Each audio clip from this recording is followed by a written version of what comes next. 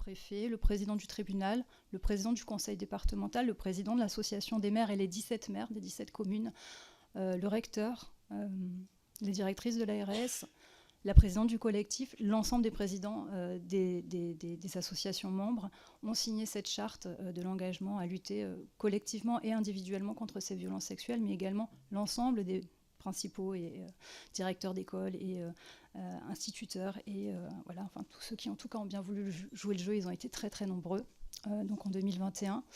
Et cette charte en fait a servi donc de base constitutive avec cette enquête statistique inédite parce qu'il n'y avait absolument aucun chiffre, hein, même l'enquête Virage s'était arrêtée à La Réunion.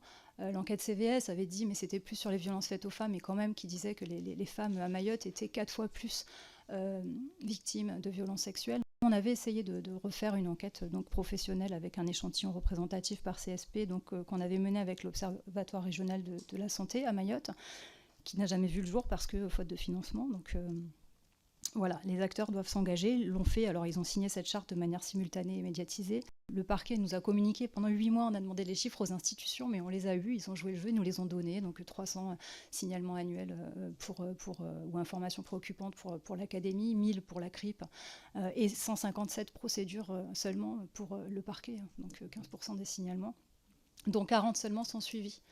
Donc on est sur 0,02% d'affaires judiciarisées et on va dire 0,06% d'affaires suivies. Je ne vous laisse même pas calculer le taux de condamnation. Sur ces témoignages, on a aussi du coup analysé et anonymisé pour pouvoir verser au dossier.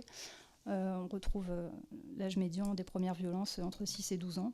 Peut-être dire un mot quand même du contexte. Et d'ailleurs, dans cette charte, il y a 12 pages d'annexes, mais il y a aussi donc, les articles de loi que finalement pas grand monde ne connaissait, même l'article 40, qui est pas si étonnant. Nous, on a mis 6 ans dans l'éducation nationale, à Mayotte en tout cas, à ce qu'on veuille bien nous expliquer ce qu'était une information préoccupante, ce qu'était un enfant en danger, ce qu'était un signalement. C'est quand même un petit peu la base. On est quand même juste devant eux tout le temps, en fait. Et c'est nous qui ratons ces 3 enfants par classe. Donc on a quand même une responsabilité aussi par rapport à ça en tant qu'enseignants.